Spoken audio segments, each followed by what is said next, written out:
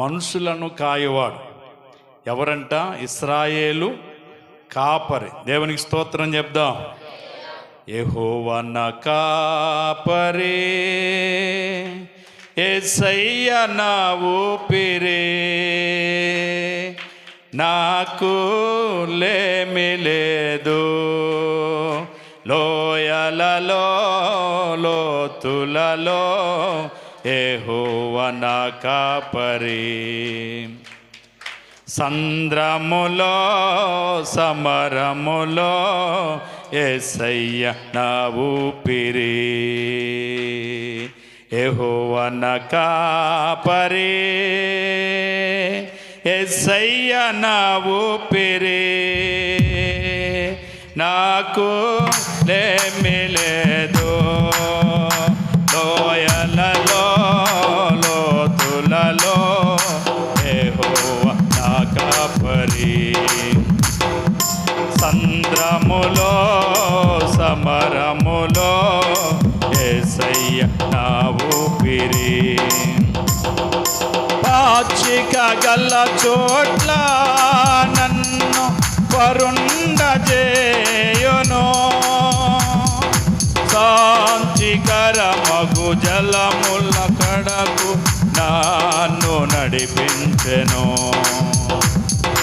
పాచిక గల చోట్ల నన్ను పరుండజేయును,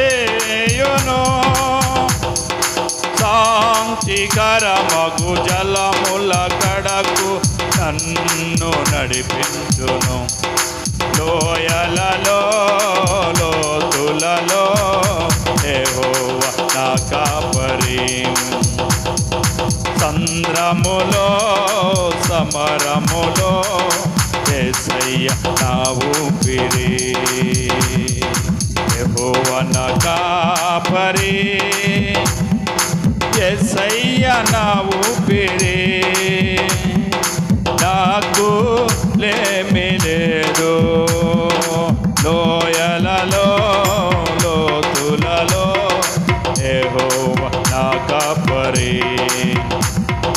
సంద్రములో సమరములో యేసయ్య నా ఊపిరి. హల్లెలూయా. ఆయన ఇశ్రాయేలునకు కాపరి. మనం ఇశ్రాయేలు కాకపోయినప్పటికీ మనం ఇశ్రాయేలు యొక్క గుంపులో మనము చేర్చబడ్డాం. యేసు ప్రభుని దేవుడిగా అంగీకరించుట ద్వారా, మారు మనసు పొందుట ద్వారా, బాప్తీసం తీసుకోవటం ద్వారా, సంఘములో చేర్చబడుట ద్వారా మనము కూడా నవీన ఇశ్రాయేలులుగా మనం చేర్చబడ్డాం. గట్టిగా దేవునికి స్తోత్రం చెప్దాం.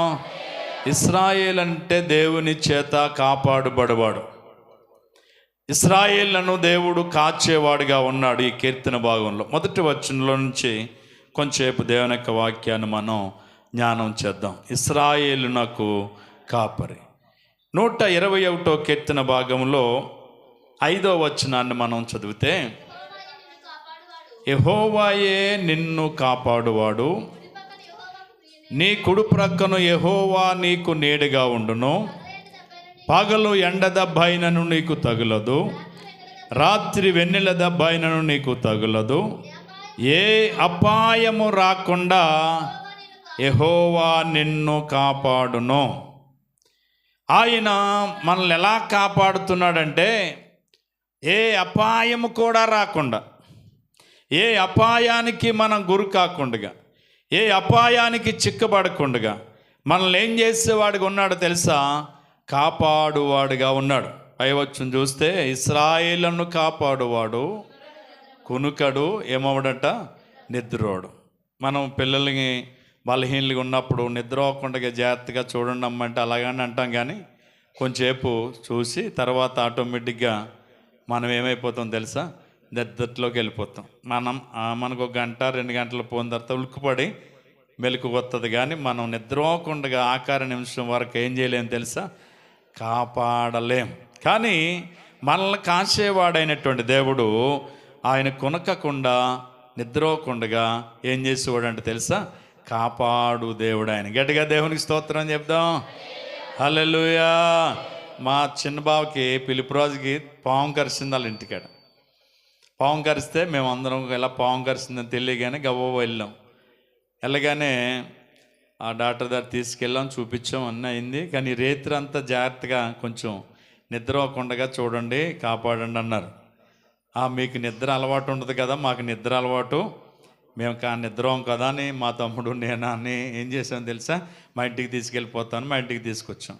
ఆయన కూర్చోబెట్టి 12-1 గంట దాకా ఏదో అలా మాట్లాడుతూ వచ్చి ఏదో వాక్యం సమస్య ఒక చిన్న పెట్టి క్వశ్చన్ పెట్టి దాన్ని కొంచెం చర్చించుకుంటూ వచ్చాం చాలాసేపు.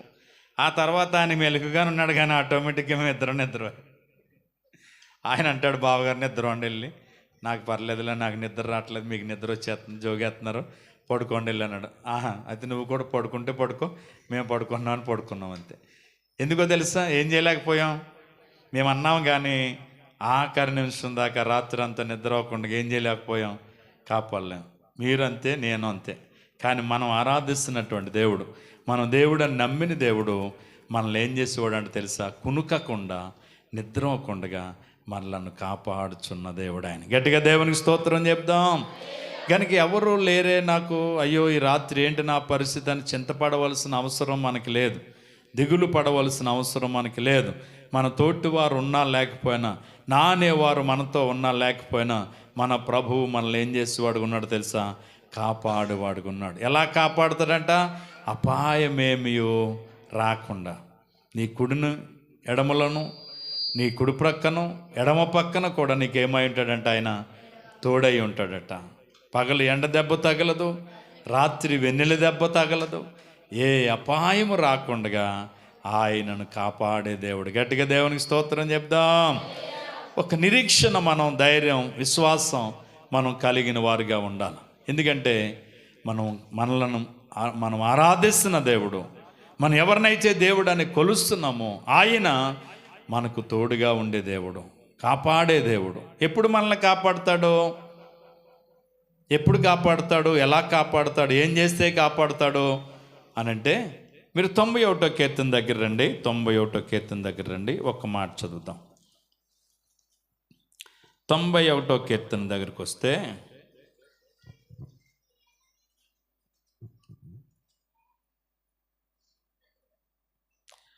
10-11 వచనాలు చదువుదాం. నీకు అపాయమేమీ రాదు, ఏ తెగులు నీ గుడారమును సమీపించదు.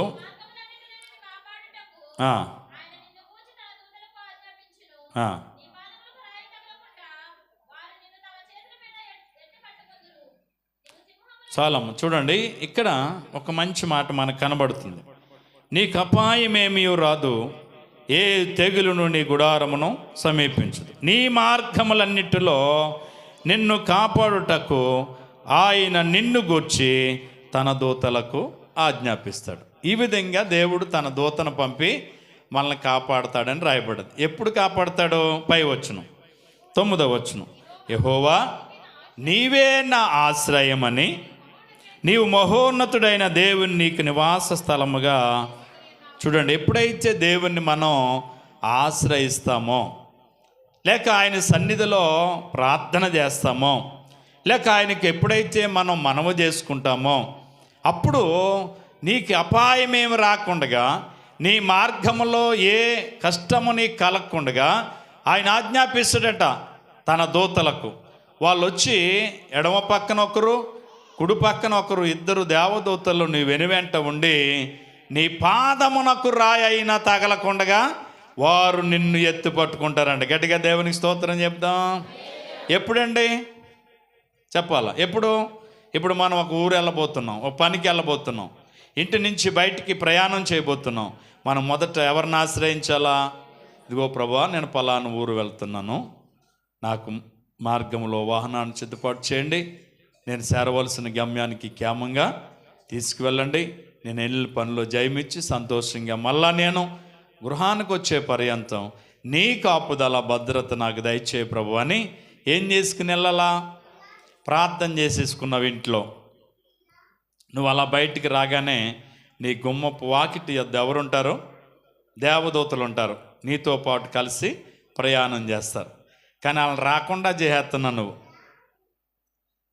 నువ్వు ప్రార్థన బాగా చేసావు, ఇంట్లోంచి బయటకు వచ్చావు, దూతలు రెడీ, కానీ ఈ లోపల పిల్లే ఇదంతా ఎదురు రమ్మంటావు. లేకపోతే పిల్లోడు ఎవరో ఒకరు ఏం చేయాలి, నీకు ఎదురు రావాలి. ఇప్పుడు వీళ్ళిద్దరు ఏమవుతారు? ఇక్కడ ఏమవుతారు?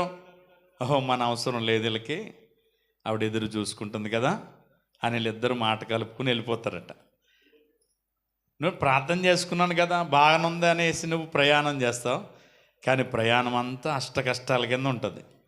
వాహనం దొరకదు, తర్వాత వెళ్ళిన పని జయమవ్వదు, చాలా ఇబ్బందులుగా వస్తావు. ఎప్పుడో తెలుసా? లోక సంబంధమైన ప్రపంచ ధర్మాన్ని ఎప్పుడైతే నువ్వు నిర్వర్తిస్తావో అప్పుడు దేవుడిచ్చే కృపను చేతులారా నువ్వేం చేసుకుంటున్నావు తెలుసా? పాడు చేసుకుంటావు. నువ్వు లోన ప్రార్థన చేసుకున్నావు, నువ్వు బయటికి బ్యాగ్ పట్టుకుని బయటకు వచ్చి వెళ్ళిపోవటమే.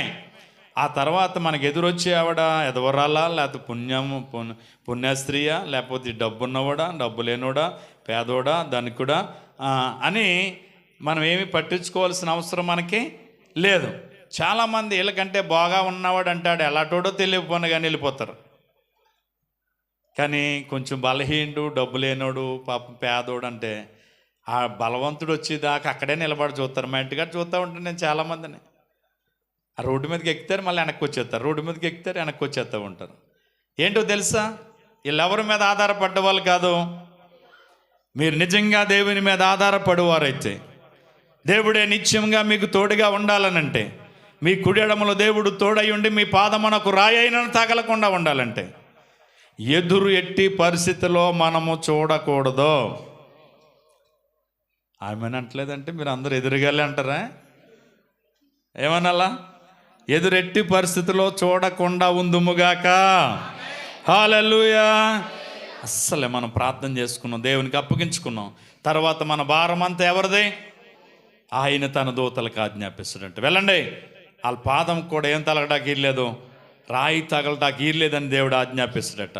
వాళ్ళు తన బాధ్యతను ఏం చేస్తారో చక్కగా తీసుకెళ్ళి నిర్వర్తిస్తారు. నిన్ను తీసుకెళ్తారు, తీసుకొస్తారు ఇంటికి చక్కగా. అమ్మయ్య, ఎలా అనుకున్న దానికంటే గమ్మున అన్నీ బాగా ప్రయాణం సాఫీగా జరిగిపోయింది. ఎల్లగా డాక్టర్ గారు ఉన్నారు, అన్నీ గవ్వా చూసేశారు, అన్నీ ఏమి ఇబ్బంది లేదనిపిస్తుంది నీకు. అప్పుడు నువ్వు తేడా చూసుకోవాలి. నువ్వు ప్రార్థన చేసుకుని ఇది ఎవరు ఎదురొచ్చినా అసలు ఇంట్లోంచి బయటకు వెళ్ళి ప్రయాణం చేయి. ఆ రోజు నీ ప్రయాణం ఎలా సాఫీగా సాగింది, నువ్వు అనుకున్న పనులు ఏ విధంగా సాధించుకోగలిగావు, సంతోషంగా ఎలాగ ఇంటికి రాగలిగావు చూసుకో. ఒకరోజు ప్రార్థన చేసుకోకపోయినా ఎదురు చూసుకో. ఎదురుకు ప్రాధాన్యత, ప్రార్థన మానే. ఆ రోజు అసలు ఎలా ఉందో చూడు, అప్పుడు ఏది మంచి అనిపిస్తుంది చెయ్యి. రుచి చూడకుండగా ఏమంటే తింటే కానీ ఏం తెలియదంట, రుచి తెలీదు, దిగితే కానీ లోతు తెలియదు. ఈ తేడాను మరి మీరు చూడకపోవటం వల్లే సరైన మార్గంలో ఏం చేయలేకపోతున్నారు, నడవలేకపోతున్నారు.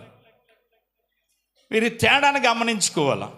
దేవుని చిత్తానుసారంగా ప్రార్థన చేసుకుని చక్కగా ఎదురు అనేది మనం పట్టించుకోకుండా ఎవరు వచ్చినా సరే మన ప్రయాణం ఆగకుండా సాగిపోయినప్పుడు ఏ విధంగా మన ప్రయాణం సాగింది, మనం అనుకున్నటువంటి పనులు ఎలా జరిగాయి, అది మనం గమనించుకోవాలా. రెండోది, ఒకరోజు మనం ప్రార్థన కూడా ఏం చేయకుండా చక్కగా ఎవరో ఒకరిని ఎదురు చూసుకుని చక్కగా మనం వెళ్ళిపోతే, ఆ రోజు మనం వెళ్ళినప్పుడు ఏం జరిగేది చూస్తే ఇంకెవరు చెప్పక్కర్లేదు. నీకు తేడా నువ్వు చూడగలిగితే దేని వైపు ఉంటావు, ఏది మంచి అనిపించిందో దాన్నే నువ్వు ఎమ్మడించగలుగుతావు. దేవుడు మాటిచ్చి ఏమయ్యేవాడు కాదు, తప్పేవాడు కాదు ఆయన. అందుకని తప్పకుండా మన మార్గములన్నిటిలో మనకు తోడుగా ఉండాలంటే మనం ఆయనకి ఏమై ఉండాలి తెలుసా? ఆయన ఆశ్రయించువారమై ఉండాలా, ఆయనకు మొరపెట్టువారమై ఉండాలా, ఆయనకి విజ్ఞాపన ప్రార్థన చేసేవారమై ఉండాలా.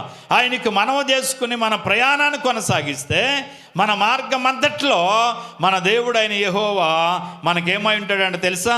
తోడుగా ఉంటాడట. పగలు మేఘ స్తంభములు ఉన్నాడంట ఇశ్రాయేలుకి, రాత్రి అగ్ని స్తంభములో ఉన్నాడట. ప్రయాణం సాఫీగా సాగడానికి అన్నిటినీ దేవుడు వాళ్ళకి అనుకూలపరచాడట. ఇక్కడ అంటున్నాడు, నీ మార్గములో నిన్ను కాపాడడానికి ఆయన తన దూతలకు ఏం చేస్తాడట, ఆజ్ఞాపిస్తాడట. వాళ్ళు వచ్చి నేను ఏం చేస్తారు తెలుసా?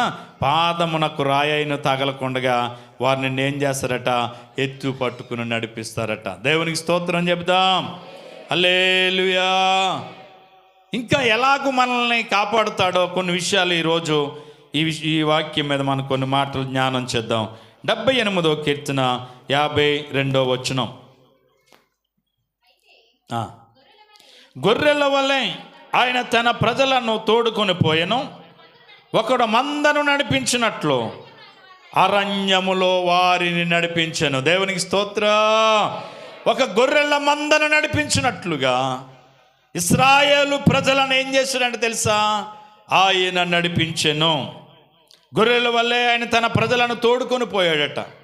గొర్రెల మందను ఎలాగైతే తోడుకు వెళ్తాడో అలాగే ఇశ్రాయేలు ప్రజలను ఐగుప్తు నుంచి ఏం చేశాడంట, ఆయన తోడుకు వెళ్ళాడట. ఒకడు మందను నడిపించినట్లుగా అరణ్యములో ఆయన వారిని నడిపించాడట. దేవునికి స్తోత్రం. ఒక గొర్రెల కాపురు వలె తన ప్రజలకు కష్టము కలగకుండా, మార్గాల్లో ఏ తొందర లేకుండా క్షేమముగా వాళ్ళని ఏం చేసుకు వెళ్ళాడంటే తెలుసా, ఆయన నడిపించుకు వెళ్ళినట్లుగా మనకు కనబడుతూ ఉంది. యెషయా గ్రంథం 40 వచనం చూడండి. యెషయా గ్రంథం 40 వచనం. గొర్రెల కాపరి వలె ఆయన తన మందను మేపును, తన బాహువుతో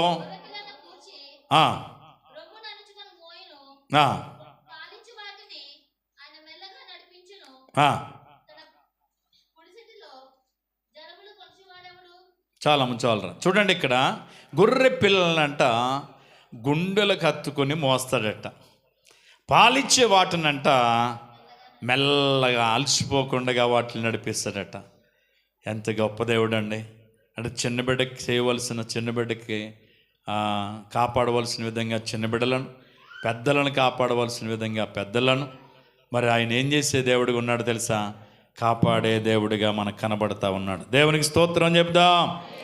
ఇర్మియా గ్రంథం 31 వచనం. ఇర్మియా గ్రంథం 31 వచనం. జనులారా యెహోవా మాట వినుడే,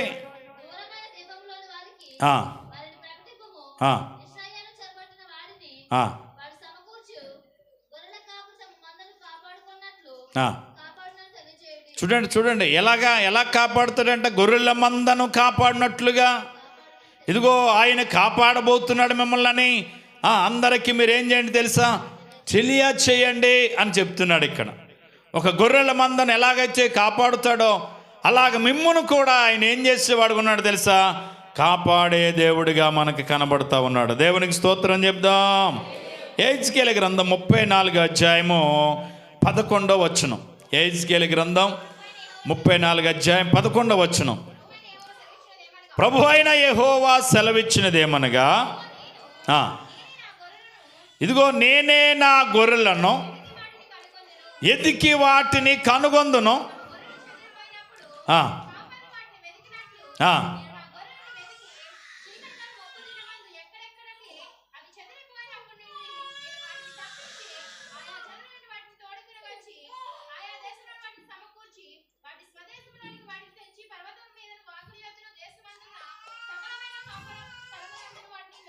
దేవునికి స్తోత్రం చెప్దాం.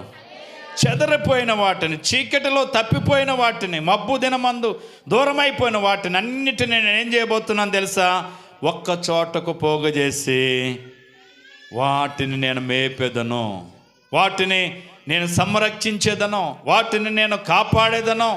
ఎవరు తప్పిపోకుండా ఉండునట్లుగా తప్పిపోయిన వాటన్నిటిని నేను ఏం చేయబోతున్నాను తెలుసా, చెదరిపోయిన వాటన్నిటిని ఒక్క చోటకే నేను పోగు చేయబోతున్నాను అంటున్నాడు. గట్టిగా దేవునికి స్తోత్రం చెప్దాం.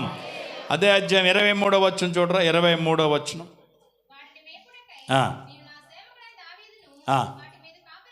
చూడండి, వాటిని మేపడానికి నా సేవకుడైన దావీదును వాటి మీద నేను కాపరిగా నియమించేదను.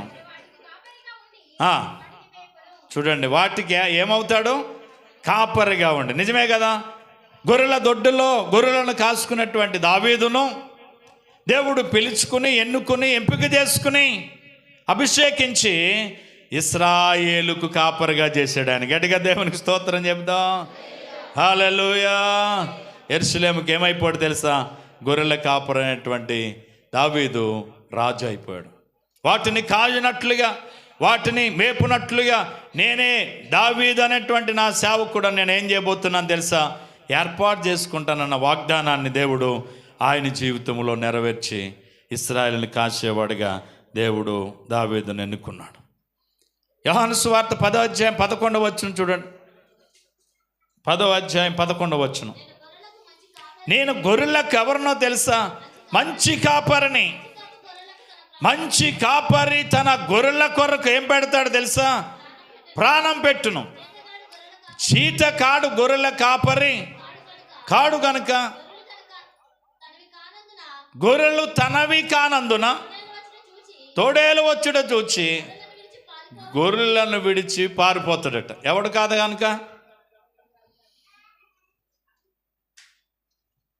జీతగాడిని ఎట్టాం మనం ఇక్కడ ఈ అన్నీ చూడడానికి అనుకోండి.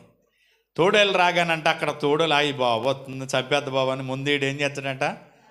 వదిలి వెళ్ళిపోతాడట. ఎవడు కాబట్టి? జీతగాడు. కానీ గొర్రెల కొరకు ఆయన ఎవరంట? మంచి కాపరి. ఏం పెడతాడు? ఈరోజు యావత్తు ప్రపంచం ఉంటే ప్రతి మానవాని కొరకు యేసుక్రీస్తు ప్రభువారు ఏం పెట్టారు? ప్రాణం పెట్టారు. అదే అంటున్నాడు, నేను నిజమైన గొర్రెల కొరకు ఎవరినో తెలుసా? మంచి కాపరిని. మంచి కాపరి తన గొర్రెల కొరకు ఏం పెడతాడు? ప్రాణం పెడతాడు. జీతగాడు ఏం చేస్తాడంట? తోడేలు వచ్చాడు చూచి గొర్రెలను విడిచిపెట్టేసి ఏం చేస్తాడట? వీడు పారిపోతాడట. చూడండి, కొత్తగా పెళ్ళయిందట. వాళ్ళిద్దరు కలిసి చక్కగా విహారయాత్రకి వెళ్ళారట. ఒకరు చెయ్యి ఒకరు పట్టుకొని చక్కగా మాట్లాడుకుంటూ చక్కగా నడుచుకుంటూ వెళ్ళిపోతున్నారట. ఈ లోపల జరిగింది ఏంటంటే, ఒక ఎలుగుబంటి ఒకటి పరిగెట్టుకుంటూ వచ్చేస్తుందట. అప్పుడు దాకా చేపట్టుకుని తన భార్య చేపట్టుకుని నడిచినోడు చెయ్యిడిసి పెట్టేసి అక్కడ ఒక చెట్టు ఉంటే పరిగెట్టుకెళ్ళి చెట్టు ఎక్కాడట. మరి ఈవిడ సంగతి ఏంటా? ఈవిడ చిన్నప్పుడు చదువుకుందంట స్కూల్లో. ఎలుగుబంటు సజీవంగా ఉన్న దాన్నే తప్ప సజీవం లేని దాన్ని ముట్టుకోదంట, తిందంట. అంటే ఏంటన్నమాట? చచ్చిపోని దాన్ని ముట్టుకోదంటది. ఇది తెలిసి ఒకసారిగా దబేలు మనం అక్కడే పడుకుని కాళ్ళు చేలు బిగబట్టేసి ఊపిరి బిగబట్టిందట. పాపం ఏం చేయాలో అర్థం కాదు. ఇక మరి విడిచిపెట్టేసి ఏం చేశాడు? చెట్టు ఎక్కేశాడు. ఆడు తప్పించుకున్నాడు. ఈవిడ పాపం బిగబట్టేసి ఊపిరి ఆడకుండా అలాగుందట. ఎలుగుబంటి వచ్చి ఏం చేస్తుంది? ముట్టు పెట్టి వాసన చూస్తుందట. ఏం రావట్లేదు ఈవిడ దగ్గర, ఏమీ స్పందన లేదు, స్పర్శ లేదు. అలా ఉరుసుట్లా గిరగిరా తిరిగి ముక్కు కాడ, నోటి కాడ, చెవుల కాడ ముక్కెట్టి వాసన చూసి వెళ్ళిపోయిందట. వెళ్ళిపోగానే చెట్టు మించి దబేలు నురికాడంట అలా ఆయన.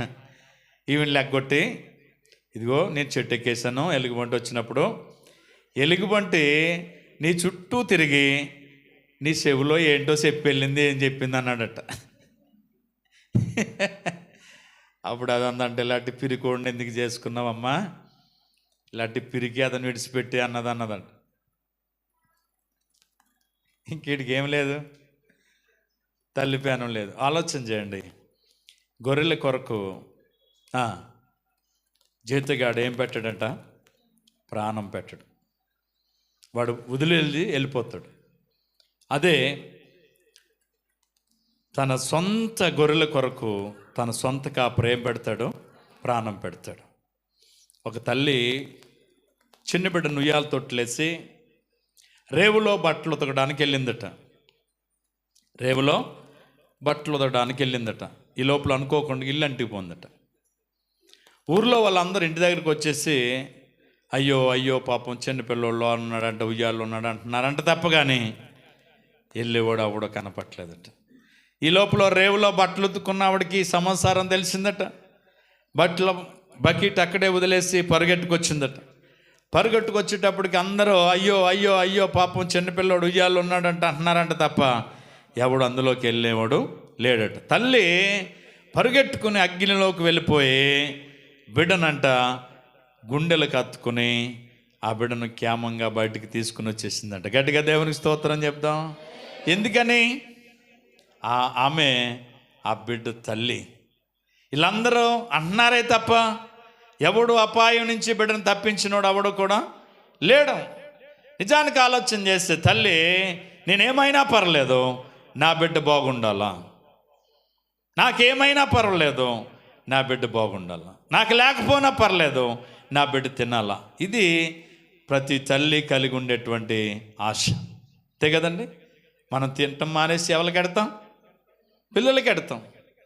వాళ్ళు బాగుండాలని కోరుకుంటాం. ఆ విధంగానే ఒక తల్లి తన బిడ్డను కాచున్నట్లుగా, ఒక తండ్రి తన బిడ్డను కాపాడినట్లుగా ఆయనంట చిన్న బిడ్డలను ఎక్కడ హత్తుకుంటాడట? గుండెలకు హత్తుకుంటాడట. పెద్దలను చక్కగా సన్నగా స్లోగా ఏం చేస్తాడంట? నడిపించుకుంటూ వెళ్తాడట. చెదరిపోయిన వాటన్నిటిని ఏం చేస్తాడంట? ఒక్క చోటే పోగు చేసి ఆయన మేపుతాడట. వాళ్ళని మేపడానికి, వాళ్ళని కాయడానికి ఎవరిని ఏర్పాటు చేశాడట? దావీదు అనేటువంటి ఒక మనుషుణ్ణి దేవుడు ఎంపిక చేసుకుని, ఎన్నిక చేసుకుని ఆ బిడ్డని ఏర్పాటు చేసేటట్టు. దేవునికి స్తోత్రం చెప్దాం. నేను గొర్రెలకు ఎవరినో తెలుసా? మంచి కాపరిని. నేనేం పెట్టాను గొర్రెల కొరకు? ఇదిగో లోక పాపములు మోసుకొని పోవు. ఏం పేరు ఆయనకి? ఇదిగో లోక పాపములు మోసుకొని పోవు దేవుని గొర్రె పిల్లని ఆయనకు పేరు. మన వాళ్ళందరి పాప నిమిత్తం ఆయన ఏం పెట్టినవాడు తెలుసా?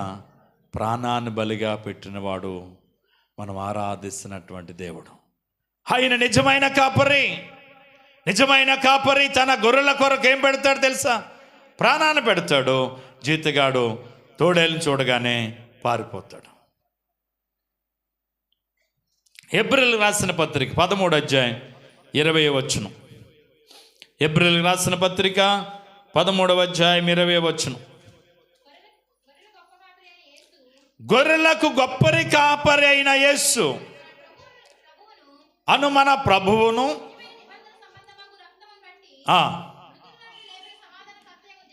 దేవుడు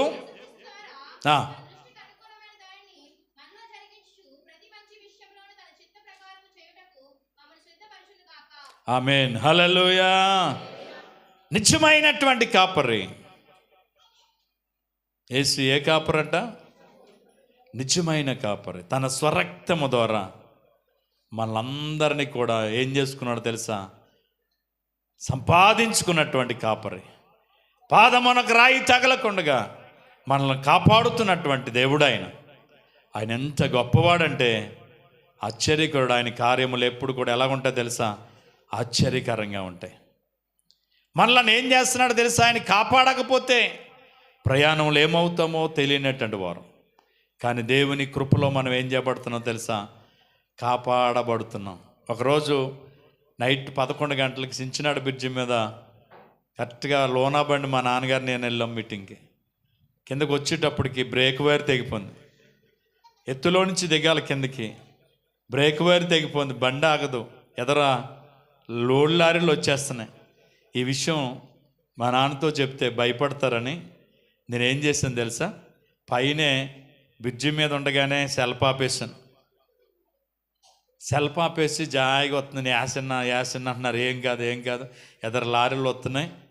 మనం నైట్ కదా, మన లైట్ చిన్న వెలుగు వస్తుంది, గమ్ముని మనం కనపడడం వాళ్ళకి ఏమైనా అవుతుంది, అందుకే ఏం కాదు, మీరు అలా స్లోగా వెళ్తుంది కదా వెళ్ళనే ఉండని అలాగా పొలంలో కంట వచ్చి అప్పుడు పక్కనే ఎదర బ్రేక్ కట్టుకుని ఆఫ్ చేశాను నేను.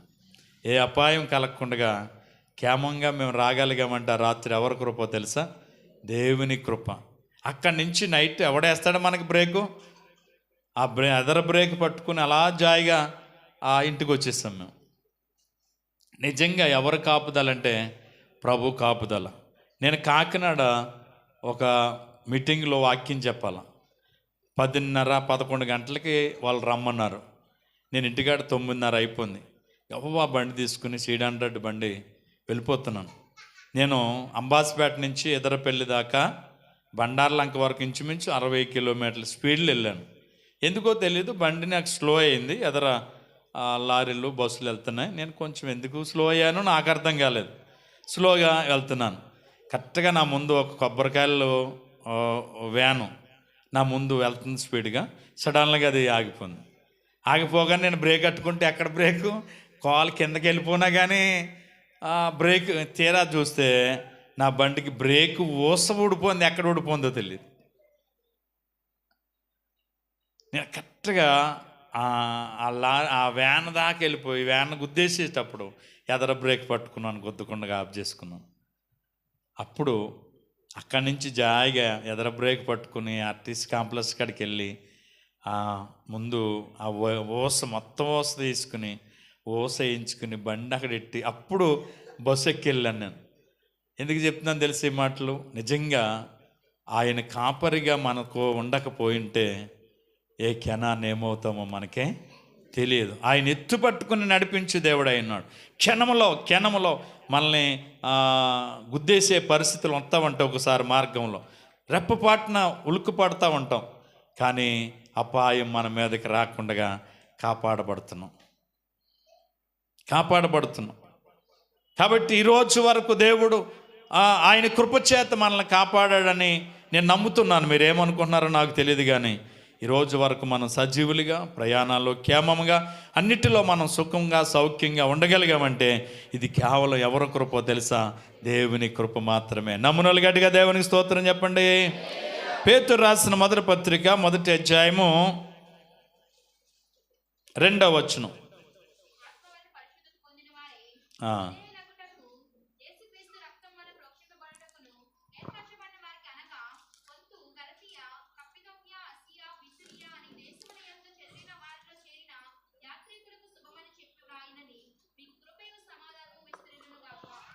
మీకు కృపయు సమాధానమును ఏం చేస్తునుగాక?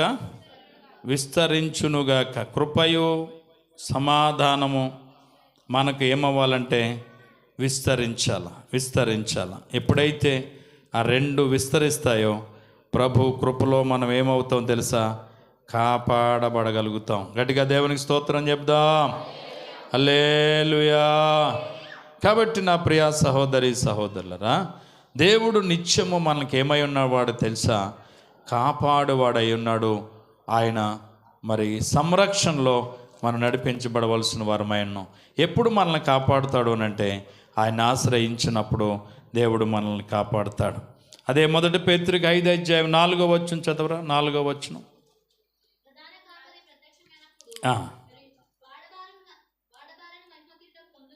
చూడండి ఎవరంటే ప్రధాన కాపరి ప్రత్యక్షమైనప్పుడు మీరు వాడబాడని మహిమ కిరీటము పొందుదురు. దేవుడు అతి త్వరలో ప్రత్యక్షం కాబోతున్నాడు. అప్పుడు మనం అందరం ఏ కిరీటం పొందుతామంట? వాడబారని మహిమ కిరీటం. గట్టిగా దేవునికి స్తోత్రం చెప్దాం. కాబట్టి ఆ మహిమ కిరీటం పొందటానికి కొరకు, ఆ మహిమలో ప్రవేశించడానికి కొరకు మనల్ని మనం ఏమవ్వాల్సిన వారుగా ఉన్నాం తెలుసా? సిద్ధపడాలా. నిజంగా దేవుడే మనకి కాపరైతే ఏమవుతాడు? ఇంకొక మాట చెప్పి ముగిస్తాను. 23వ కీర్తన 1-2 వచనాలు చూడండి. కీర్తనకారుడైనటువంటి దావీదు చెప్తాడు, యెహోవా నా కాపరి, నాకేం కలగదు అంటే దేవుడే గనక నాకు కాపరిగా ఉంటే, దేవుడే నా ఇంటికి యజమానుడిగా ఉంటే నాకేం కలగదు? లేమి అంటే ఏంటంటే పేదరికం. తిండిని తినడానికి లేదు, ఉండటానికి లేదు, కట్టడానికి లేదు. అయ్యో నాకు ఈ భయంకరమైన కరువు అనేటువంటి చింత పడవలసిన అవసరం ఉండదు. ఎవరు కాపరిగా ఉంటే? యెహోవా నాకు కాపరి, నాకు లేమి కలగదు. ఆయనే గనక నాకు కాపరిగా ఉంటే ఏం చేయబోతున్నాడు తెలుసా? పచ్చిక గల చోట్ల ఆయన నన్ను పరుండ చేయను. పచ్చిక దేనికి సాదృశ్యం? గొర్రెకి పచ్చిక దేనికి సాదృశ్యం అమ్మా? ఆహారం. ఇప్పుడు పచ్చగడ్డలో తోలుకెళ్ళాం గొర్రెల్ని, అవి ఏం చేస్తాయి? ఇదేంటి ఇక్కడ తోలుకొచ్చాడంటాయా? అవి ఒక్కసారిగా వెళ్ళిపోయి దాంట్లో ఏమవుతాయి? కడుపు నిండా పచ్చగడ్డి అవి మేస్తాయి. అంతేనా? పచ్చిక దేనికి సాదృశ్యం? ఆహారానికి సాదృశ్యం. మనకేంటి? పచ్చిగల చోట్లంటే ఆహారం ఉన్న స్థలములో దేవుడు మనల్ని ఉంచుతాడు. మనమున్న చోట సమృద్ధి ఉంటుంది. మనమున్న చోట ఏముంటుంది? ఆమెనంటారేమో అనుకున్నాను. అంటే అంటూ ఉంటారు మీరు. మాట వచ్చినప్పుడు అమ్మయ్య ఆశీర్వాదకరమైన మాట రాగానే ఆమెను అనుకోవాలి. అలాగ మా జీవితంలో జరుగునుగాకని దేవునికి స్తోత్రం చెబుదాం. పచ్చిగల చోట్ల ఆయన నన్ను ఏం చేయను? పరుండ చేయను. శాంతికరమైన జలముల యొద్ద ఆయన నన్ను నడిపించుచున్నాడు. నా ప్రాణమునకు ఆయన సేద తీర్చుచున్నాడు. తన నామమును బట్టి నీతి మార్గములో నన్ను నడిపించుచున్నాడు. గాఢంధకారపు లోయలో నేను సంచరించినను, ఏ అపాయము నాకు భయపడను. నీవు నాకు తోడయిందువు, నీ దుడ్డు కర్రయు నీ దండము నన్ను ఆదరించును. నీ దుడ్డు కర్రయు నీ దండము నన్ను ఆదరించును. ఎప్పుడో తెలుసా? గాఢంధకారపు లోయలో నేను సంచరించవలసి వచ్చినను. ఎప్పుడండి? చీకటి బిలాము కలిగిన ప్రదేశంలోకి వెళ్ళవలసి వచ్చినను. ఆ చీకటిలో ప్రయాణము చేయవలసి వచ్చినను. ఏ అపాయం మనకి రాదట. ఎందుకో తెలుసా? ఆయన మనకేమై ఉన్న దేవుడు? తోడై ఉన్న దేవుడు. నిన్ను నన్ను ఇడువని ఎడబాయని దేవుడు. ఆయన ఎవరంటే నమ్మదగిన దేవుడు. గట్టిగా దేవునికి స్తోత్రం చెబుదాం. హల్లెలూయా. కాబట్టి ఆయన కాపుదలలో మనం ఉండాలి. ఆయన సంరక్షణ కింద మనం ఉండాలి. యోహాను సువార్త 15:5 చూస్తే, ద్రాక్షావల్లిని నేను, తీగుల మీరు, ఎవడు నా యందు నిలిచి ఉండునో, నేను ఎవని యందు నిలిచి ఉంటానో వాడు బహుగా ఫలిస్తాడని చెప్పాడు ప్రభు. ద్రాక్షావల్లికి వేరుగా తీగులుంటే ఏమవుతాయి తెలుసా? అవి ఎండిపోతాయి. అందుకే కింద వచ్చిందంటే నాకు వేరుగా ఉండి మీరేమి చేయగలరు. ఈరోజు ఏం చేయబడాలి తెలుసా? ఆయన కాపుదల్లో ఉండాలా. ఆయన కాదనుకుని మనం ఏం చేయలేం. ఒక కోడే పిల్లలను చేసి చక్కగా మేపుతుందట. ఇంచుమించు 10-15 పిల్లలు ఉన్నాయట. చక్కగా తల్లి మేపుతా ఉంది. మేపుతా ఉంటే ఈ కోళ్ళకి శత్రువు ఎవరు? పక్షిరాజు. కోళ్ళకి ఎవరు? శత్రువు అన్నమాట. వాటిని చూడగానే భయమని దిగి వచ్చేద్ది, అమంతంగా తన్నికి వెళ్ళిపోద్ది. కాబట్టి తల్లి ఎప్పుడు కూడా కనురెప్ప పాటున పిల్లల్ని ఏం చేస్తూ ఉంటా తెలుసా? కాపాడుతూ ఉంటుంది. దాని శబ్దం దానికి తెలియగానే అది చక్కగా రెక్కలు చాపి అది పిలవగానే పిల్లలన్నీ ఎక్కడికి వెళ్ళిపోతాయి తెలుసా? ఆ రెక్కల కిందకి వెళ్ళిపోతాయి. దాసేస్తుంది. కనబడనివ్వదు శత్రువుకి. దానికి శత్రువుకి ఏమాత్రము దొరకనివ్వకుండా పిల్లల్ని ఏం చేస్తుంది తెలుసా? కాపాడుతుంది. అయితే ఒక పిల్ల తల్లి ఎంత పిలిచినా ఏం చేయట్లేదంట, రావట్లేదట. ఇదిగో నేను చూస్తుండగానే, నీ ప్రాణం ఉండగానే ఇదిగో అది నిన్ను పొడుచుకు తినేస్తుంది. నువ్వు కేకలు పెడతావు, నేను భరించలేను, అమ్మా నా రెక్కల కిందకి రా, నా రెక్కల కిందకి రా అని ఆ తల్లి కోడే ఏం చేస్తుందంట? ఆ పిల్లని పిలుస్తుందట. ఎంత పిలిచినా ఇదిగో నిన్ను పొడుచుకు తినేస్తుంది, నేను చూడలేను, ఆ బాధను భరించలేను, ఇదిగో అపాయం రాకుండా ఉండాలంటే నా రెక్కల కిందకి రా అని పిలిచినా అది ఇంకా తల్లిని విడిచి అలాగే బయట మేతుందట. అనుకోకుండా ఒక్కసారిగా గద్దె కిందకి ఉరికి ఆ పిల్లని కాళ్ళను తన్నుకుని వెళ్ళిపోయిందట. కాళ్ళను తన్నుకెళ్ళి కొబ్బరాకు మీద పెట్టి మెడ మీద కాలేసి తొక్కి బ్రతుకుండగానే పిల్లల్ని ఏం చేస్తుందంట? పొడుసుకు తింటుందట. ఇది అరుతుందంట, అమ్మా భరించలేకపోతున్నాను బాధ, ఇదిగో ఇది నన్ను పొడి చేస్తుంది, నన్ను రక్షించు అని కేకలు పెడుతుందట. అమ్మా ఇక నా చేతిలో ఏమీ లేదమ్మా, నీకు అపాయం వస్తుందని ముందే చెప్పాను, ఇదిగో నువ్వు చిక్కబడకుండా ఉండాలంటే నా రెక్కల కిందకి రమ్మన్నాను, నువ్వేం చేయలేదు, నా మాట వినలేదు, ఇక నేనేమి చేయలేను, నేను ముందే చెప్పాను, నిన్ను బ్రతుకుండగానే నా కళ్ళెదుట నిన్ను పొడుసుకు తినేస్తుంది, నువ్వు అరుస్తావు, నేను భరించలేను ఆ బాధ అని చెప్పాను, నా మాట నువ్వు వినలేదు, ఇంక నీ ఇష్టం, నీ కర్మ అన్నదట. మంకోళ్ళు ఉంటారు చాలామంది, తల్లిదండ్రుల మాట ఏం చేయరు, వినరు, మంకు పిల్లలు. కాబట్టి వీళ్ళకి కష్టాలు వచ్చినప్పుడు నేను చెప్పానా, మేము చెప్తే మా మాట విన్నావా అనేటువంటి మాట ఒకరోజు మనం అనవలసి ఉన్న రోజులు వస్తాయి. కాబట్టి తల్లిదండ్రులుగా ఆయన ఆ బిడ్డల యొక్క క్షేమమును కోరే వాళ్ళుగా మనం ఏం చేస్తాం తెలుసా? అమ్మ ఇలాగ ఉండాలి, అబ్బా ఇలాగ ఉండాలని పిల్లలకి ఎప్పుడు మంచి చెడ్డలు మనం ఏం చేస్తూ ఉంటాం, చెప్తూ ఉంటాం. అయినా ఎన్న వాళ్ళు ఏం చేస్తారు, ఎన్నోడు ఏమవుతాడు, పాడైపోతాడు. వెనకపోవటం వల్లే కదండి మందు ఎక్కువ తాగేసి డ్రైజిన్లో పడుతున్నారు, లేకపోతే రోడ్డు పక్కన పడుతున్నారు. చెయ్యి ఇరుగుతుంది, కాలు ఇరుగుతుంది, తల పగులుతుంది ఎంతమందికి. తర్వాత అన్ని ఈడ్చుకొస్తాం, ఆటోలు వేసుకురావటం, ఎంత భయానకమైన పరిస్థితులు జరుగుతున్నాయి ఈ 3 రోజులు.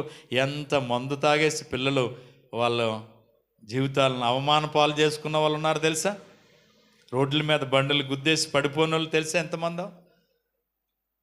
ఎందుకు వాళ్ళు ఎలాగంటే వాళ్ళు ఎవరు, ఏ మాట ఎన్నోళ్ళు, తండ్రి కాపుదల్లో ఉన్నవాళ్ళు కాదు, తండ్రి తల్లి సంరక్షణలో ఉన్నవాళ్ళు కాదు.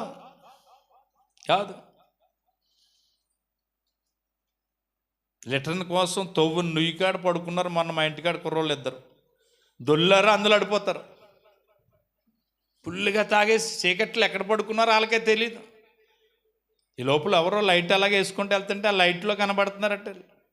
ఆ ఇంటోళ్ళని లెగ్గొడితే వాళ్ళకి అవ్వ వచ్చి వీళ్ళిద్దరిని అందులో పడితే చచ్చిపోదర్రా బాబు, నువ్వు మంచి పని చేయవని వీళ్ళిద్దరిని సాయం పెట్టుకొచ్చి బయట పడుకోబెట్టారు. 2 కుర్రోళ్ళే, 2 టీనేజ్, 19-18 సంవత్సరాల వయసు. ఎంత భయానకమండి. తల్లికి తండ్రికి ఏమవనోళ్ళు, లోబడిన వాళ్ళని పిల్లలకి ఏముందట, శ్రమ. కోడి తన రెక్కల కింద బిడ్డలను దాచున్నట్టుగా ఆయన మనలను దాచు దేవుడై ఉన్నాడు. గట్టిగా దేవునికి స్తోత్రం చెప్దాం. ఆయన గనక మనం కాపురగా చేసుకుంటే, ఆయన కాపుదల కింద మనం ఉంటే, పచ్చికల చోట్ల పరుండ చేస్తాడు, శాంతికరమైన జలముల యొద్ద నడిపిస్తాడు, తన నామమును బట్టి నీతి మార్గములో మనల్ని నడిపిస్తాడు. గాఢాంధకారపు లోయలో సంచరించిన ఏ అపాయమునకు మనం గురి కాకుండా ఆయన మనల్ని కాపాడే దేవుడై ఉన్నాడు. మన చుట్టూ అంట ఏం వేస్తాడో తెలుసా, కంచి వేస్తాడట. ఆయన చిత్తము లేకుండా కంచి దాటుట ఎవరికి సాధ్యం? పాడతాం కదా మనం, స్థిరపరచువాడు అనే పాటలో, ఆయన చిత్తము లేకుండా కంచి ఎవడైనా దాటగలడా? యోబు చుట్టూ కంచి దాటగలిగాడా? ఎవరు పర్మిషన్ ఇవ్వాల్సి వచ్చింది? దేవుడు పర్మిషన్ ఇస్తే కానీ యోబు ఇంట్లోకి వెళ్ళడానికి ఎవరికి అవకాశం లేదు, సాతానికి అవకాశం లేదు. కాబట్టి ప్రియదేని బిడ్డలారా, మనం ఆయన సంరక్షణలో ఉందాం, ఆయన సంరక్షణ కింద ముందుకు నడిపించబడదాం. చివరిగా ఇంకొక అంశాన్ని చెప్పేసి ముగిస్తాను ఒక 5 నిమిషాల్లో. చూడండి, మన కీర్తనకు వచ్చేయండి, 12వ వచనం చదువుదాం. 12వ వచనం.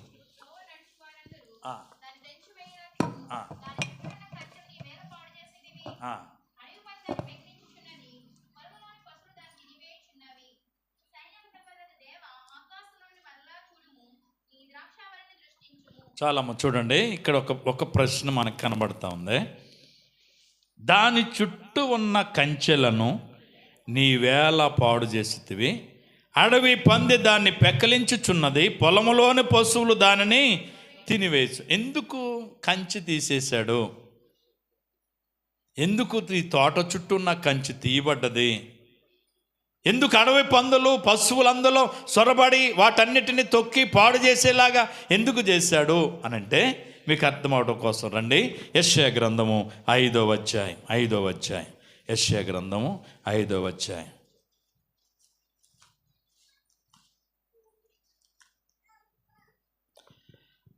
మొదటి వచ్చిన కూడా చూడండి. నా ప్రియుని గురించి పాడేదని వినుడి, అతని ద్రాక్ష తోటను బట్టి నాకు ఇష్టమైన వాని గురించి పాడేదని వినుడి. సత్తువు గల భూమి గల కొండ మీద నా ప్రియునికి ఒక ద్రాక్ష తోట ఉండెను. ఆయన దానిని బాగుగా త్రవ్వి రాళ్లను ఏరి అందులో శ్రేష్టమైన తీగలను నాటించెను. దాని మధ్యన బురుజు ఒకటి వేయించి ద్రాక్ష తొట్టును తొలిపించెను. ద్రాక్ష పండ్లు ఫలింపు వలన ఎదురు చూచుచుండెను, కానీ అది కారు ద్రాక్షలు కాచెను. కావున యెరూషలేము నివాసులారా, యోధావారులారా, నా ద్రాక్ష తోట విషయము నాకు న్యాయము తీర్చవలనని మిమ్మల్ని వేడుకొనుచున్నాను. నేను నా ద్రాక్ష తోటకు చేసిన దానికంటే మరేమి దానికి చేయగలను? అది ద్రాక్ష పండ్లు కాయనని నేను కనిపెట్టినప్పుడు అది కారు ద్రాక్షలు కాయటకు కారణమేమి? ఆలోచించండి. నేను ద్రాక్ష తోటకు చేయబో కార్యం మీకు తెలిపి చెప్పేదను. నేను అది మేసివేయబడినట్లు దాని కంచెను కొట్టివేసేదను. అది త్రొక్కబడినట్లు దాని గోడను పడగొట్టి దాన్ని పాడు చేసేదను. అది శుద్ధి చేయబడదు, పారతో త్రవ్వబడదు. దానిలో గచ్చపొదలను బలురక్కీసి చెట్లను బలిసియుండును. దాని మీద వర్షింపవలదని మేఘములకు నేనేం చేస్తాను, ఆజ్ఞ ఇచ్చేదను. ఇశ్రాయేలు వంశము సైన్యములకు అధిపతియగు యెహోవా ద్రాక్ష తోట. దేవునికి స్తోత్రం. హల్లెలూయా. మీకు అర్థమైంది అనుకుంటాను, అందుకే నేను చెప్పలేదు, చదివేశాను. దేవుడంట సత్తువు గలంటే భూమిలో, ఏ భూమి? సత్తువు గలంటే భూమి మీద, కొండ మీద చక్కగా దున్ని ఆ పొలంలో రాళ్ళన్నీ కూడా ఏరేసి ఏమి నాటాడట? ద్రాక్ష తీగలను నాటాడట. ద్రాక్ష తీగలు నాటి దాని మధ్యలో తొట్టు ఒకటి తొలిపించాడట. ఎందుకని? ద్రాక్ష తీగలు ఏం కాస్తాయి? ద్రాక్ష పళ్ళు కాస్తాయి. ఆ తొట్టులో ద్రాక్షారసం తీయడానికి తొట్టు కూడా చేయించాడట. చక్కగా పూత పూసిందట, మంచి పిందులు ఆ ద్రాక్ష తోట వేయటం మొదలెట్టిందట. తీరా చూస్తే అది మంచి ద్రాక్షలు కాదట. ఆ తోట అంతా ఏం కాసిందట? కారు ద్రాక్షలు. కారు ద్రాక్షలు అంటే తినడానికి ఉపయోగకరమైనవి కాదు. మీకు అర్థమవడం కోసం నేరేడు పళ్ళు చూసారు ఎప్పుడైనా? మన చెట్టు నిన్న నేరేడు పళ్ళు కింద చెట్టు కాడికి వెళ్ళి ఏరుకుంటాకి వెళ్తే నల్లటి పళ్ళు ఉంటాయి, అందులో ఎర్ర పళ్ళు ఉంటాయి. ఎర్ర పళ్ళు తినేటప్పుడు మేము తింటాకి ఎర్రపండు తినేటప్పుడు తినకు ఎర్రెక్కిపోద్ది, ఇది తినకూడదు అని చెప్పి మా పెద్దోళ్ళు చెప్పేవారు. ఇలా చచ్చిపోతాళ్ళ ఇంటికాడ పెద్ద నేరేడు చెట్టు ఉండేది, వాళ్ళ అమ్మోళ్ళ ఇంటికాడ. బోల్డ్ పళ్ళు పొద్దుటెళ్ళి అందరూ ఎరిగి తెచ్చుకునేవారు. ఆ ఎర్రటి పళ్ళు ఎవరు తినరు, అవి పనికిరాని పండు. అది ఏ పండు? పనికిరాని పండు, కారు ద్రాక్ష. ఇక్కడ చూడండి, ఇంతకీ నల్లటి పళ్ళు ఫలించడం మానేసి పనికిరాని కారు ద్రాక్షలు కాసిందట. కారు ద్రాక్షలు కాసిందట. నేను ఓ రోజున కొత్తపేట నుంచి వంగ మొక్కలు తెచ్చాను. మా ఇంటి ముందు దడికట్టి దడి పక్కన మొక్కలు వేసాను. చక్కగా మొక్క పెరిగిపోతుంది. ఏంటి బెండ చెట్టులాగా పెరిగిపోతున్నాయి, దడి దాటేసేయంగానే. ఏంటి బెండ చెట్టు కురసుకుంటుంది కదా, రెవ్వలు వస్తాయి, చక్కగా కాయలు కాదు కదంటే ఇది రోజు రోజుకి పెరిగిపోతుంది. అస్సలు ఒక పూత లేదు, ఓ కాయ లేదు. ఓ రోజుని ఈ వంకాయ చెట్లన్నిటిని ఏం చేయను, ఫోటో తీసి ఫోటో పట్టుకుని సోమవారం సంతకి వెళ్ళాను. ఎందుకని ఆడి దగ్గర కొన్నాను. రబ్బాయి ఇదిగో నువ్వు ఇచ్చిన వంగ మొక్కలు భలే కాతాయన్నావు, ఇదో ఒక ఎదిగిపోని తప్ప ఒక కాయలేదు, ఇదిగో చూడని చూపించు. అదేంటంటే నేను ఎప్పుడు అమ్మునే చెట్లు ఇలాగ లేవు, ఇలా కొత్తగా ఉన్నాయి ఏంటంటే ఆడ ఆశ్చర్యపోతున్నాడు. ఎందుకో తెలిస్తే దాని చుట్టూ చక్కగా మట్టి పేర్చి చక్కగా ఎరువేసి ఆ మొక్కలు నాటాం. చక్కగా బలంతో ఏమవుతున్నాయో తెలుసా, పెరిగైపోయా. కానీ దాని దగ్గర ఏమి లేదు తెలుసా, కాయ లేదు. పొద్దుటే లేచాను, గుణమట్టుకు వచ్చాను, ఒక్క చెట్టు ఉండకుండా మా ఇంట్లో వాళ్ళందరూ లేచేటప్పుడు చెట్లన్నీ తీసేసాను. యాసన్న అంటది మా అమ్మ, ఎందుకు అమ్మాయి పనికిరాని చెట్లు అవి ఏమి లేవు వాటిల్లో, ఇంకా కాయవయ్యి వేస్ట్ అని చెప్పి తీసి పడేసాను. తర్వాత అంబాజీపేట బుధార్ సంతలో, ఆ సోమవారం సంతలో కొన్నవాడి దగ్గర కాకుండా పక్కోడి దగ్గర కొన్నాను. కొనేటప్పుడు అడిగాను, రే బాబు మొన్న అదిగో అతను ఇచ్చాడు, అవి ఇంత ఎత్తెదిగిపోయి కానీ ఒక కాయలేదు, కానీ నాకు ఏమి ఇవ్వాలి, డబ్బులు ఎక్కువైనా పర్లేదు, ఏమి ఇవ్వాలా, మంచి కాపు కాసే చెట్టి అని చెప్పి ఆడు చెప్తే ఆడు కొంతసేపు వెతికి ఈ అట్టుకెళ్ళి పాతండి పాస్టర్ గారు, తప్పకుండా మీకు మంచి కాయలు కాస్తుంది, కాయపోతే అప్పుడు చెప్పండి, మీ డబ్బులు మీకు ఇచ్చేస్తాను అన్నాడు. అమ్మయ్య పట్టుకొచ్చాను, పాతేశాను. వారం రోజులకి ఆ చక్కగా మొక్కలు ఏమయ్యాయి, చిగురించాయి. అక్కడి నుంచి పూతేయటం మొదలెట్టాయి. ఈ పక్కన ఆ పక్కన గుత్తుల కింద వంకాయలు దిగటం మొదలెట్టాయి. ఇప్పుడు ఏమనిపిస్తుంది, ఏదా మొక్కలు కాసేస్తున్నాయి అనిపిస్తుందా? భలే కాహేస్తున్నాయని అందరూ ఆ మొక్కల దగ్గరకు వచ్చి చూసేవారు. ఇప్పుడు నాకు చాలా ఏమనిపిస్తుంది, సంతోషం అనిపిస్తుంది. పట్టుకి అర కేజీ కాయలు అయ్యి వారంకోసారి కోసేసేవాళ్ళం. కాబట్టి ఎందుకు ఈ మాట చెప్తున్నానంటే, ఒక యజమాని తన మొక్క ఫలిస్తే ఏం చేస్తాడు, సంతోషిస్తాడు. కానీ ఈ యజమాని చేసిన తప్పేంటని అడుగుతున్నాడు. నేను దాని చుట్టూ ఏరు తవ్వాను, రాళ్ళేరాను, శ్రేష్టమైన తీగలేసాను. దాని చుట్టూ ఏమేసాను తెలుసా? కంచి వేశాను. పశువులు ప్రవేశించకుండా, పాడు చేయకుండా, తొక్కకుండా ఉండనట్లుగా గోడ కట్టాను.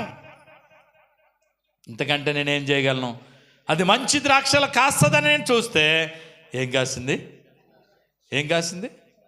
క్రారు ద్రాక్షలు కాయడానికి కారణం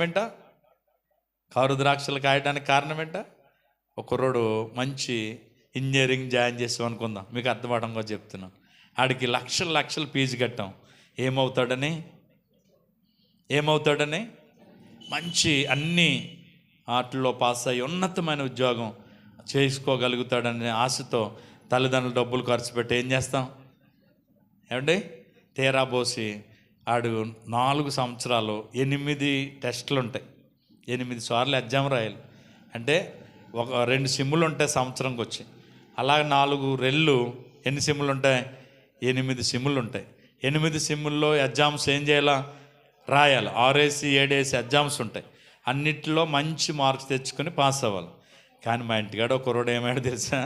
అన్ని సిమ్ములు ఎగ్జామ్ రాశాడు కానీ ఒక్కడు కూడా పాస్ అవ్వలేదు. ఇప్పుడు ఆ తండ్రికి ఏమన్నా సంతోషమా? ఏమండి సంతోషమా? అంటే పిల్లలు ఏమవ్వాలని ఆశిస్తారు తల్లిదండ్రులు? మరి కాలేజీకి వెళ్తున్నారు పాస్ అవ్వాలని. కానీ మనోళ్ళు చదువులు ఏరైపోతున్నాయి. వీళ్ళు చదివేది వేరు, వీళ్ళకి ఇచ్చిన పుస్తకాలు వేరు అన్నట్టుగా ఉంటున్నాయి. కాబట్టి దేన్ని బట్టి సంతోషిస్తాడు తండ్రి? మంచి మార్క్స్తో మంచి ర్యాంక్ తెచ్చుకోగలిగితే తండ్రి ఎలా సంతోషిస్తాడో, పరమ తండ్రి అయిన దేవుని సన్నిధిలో మనం ఏం చేయాలంట? ఫలించాలా. నేను నిజమైన ద్రాక్షావల్లిని, నా తండ్రి ఎవరు? వ్యవసాయకుడు అంటాడు ఆయన. కాబట్టి ఇక్కడ ద్రాక్ష తోట చుట్టూ ఉన్న కంచి ఏం చేశాడట? తీసివేశాడు. ఎందుకు తీసేశాడు?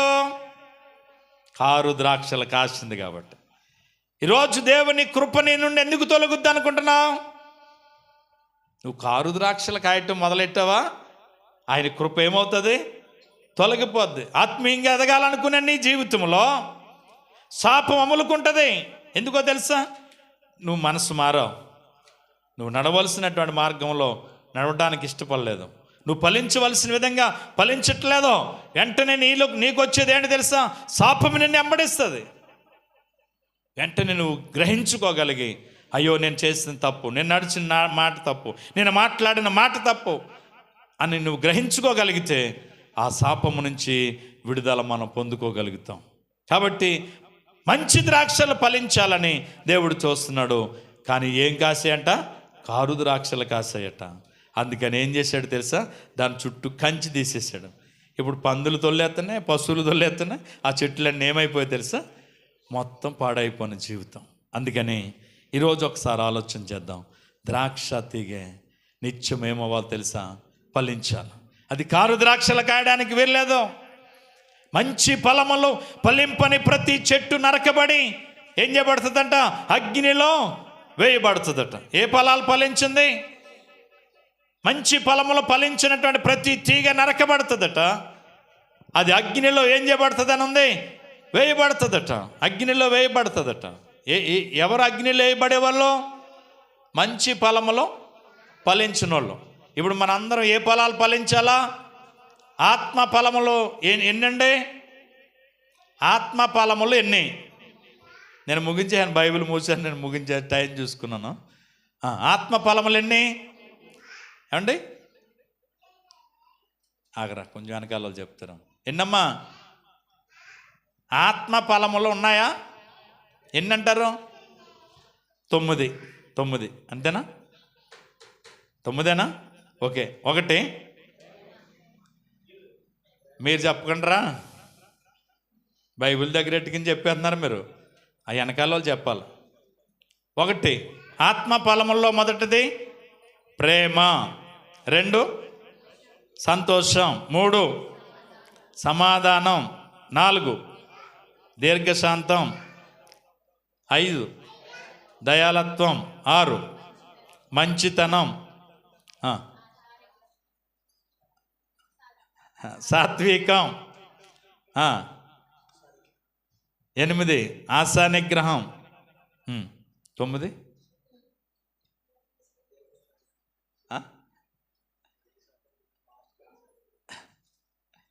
వీళ్ళ మధ్యలో ఒకటి వదిలేశారు. ఏముందిలేరు చెప్పుకోండి మీరు గమనే.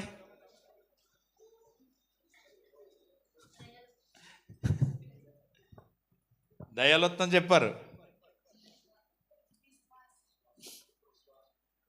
అసలైంది ఏంటి? విశ్వాసం.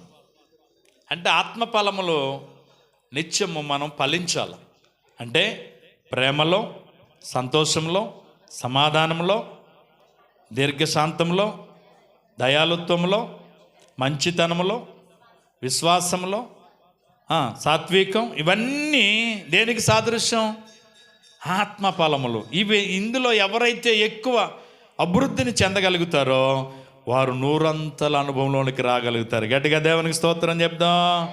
అంటే ఆయన కాపరిగా మనం ఆయనుండి, ఆయన బిడలుగా, ఆయన కాపుదలలో, ఆయన సంరక్షణలో మనం ఉండగలిగితే, సమస్తం ఆయన చిత్తమైన ఆ జీవితంలో జరుగునుగాకని మనం నిర్ణయించుకోగలిగితే, ఆ ప్రకారంగా నడవగలిగితే, ఆయనే మనకు కాపరిగా ఉండి మనల్ని ఏం చేసేవాడు తెలుసా? నడిపించు దేవుడై ఉన్నాడు.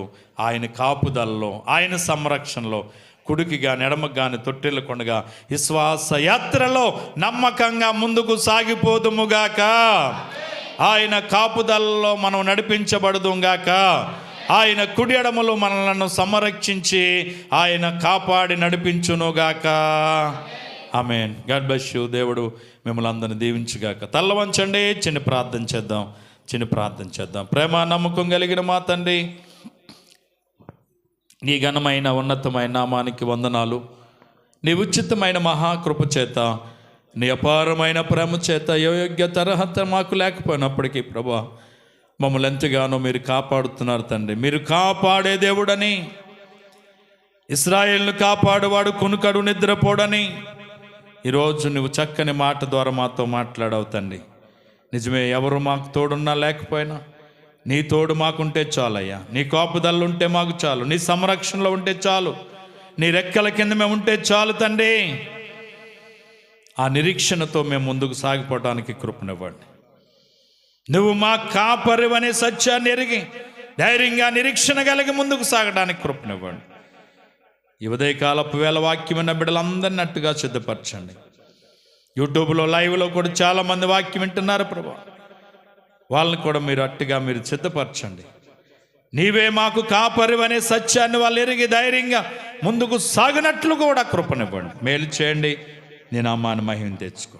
ఘనత, మహిమ, ప్రభావాలు మీరే పొందమని కూడిన మమ్మల్ని అందరినీ కృపతో నింపమని యేసయ్య నామమున అడుగుచున్నాం పరమ తండ్రి. ఆమేన్.